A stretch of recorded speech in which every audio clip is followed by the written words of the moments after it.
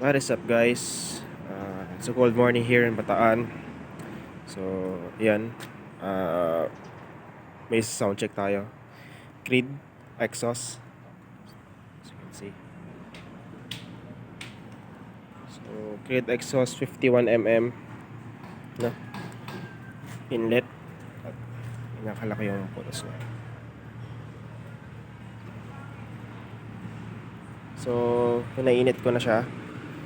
Kasi kapag hindi mainit yung sniper, bagsak yung RPM niya. Nasa 1.3.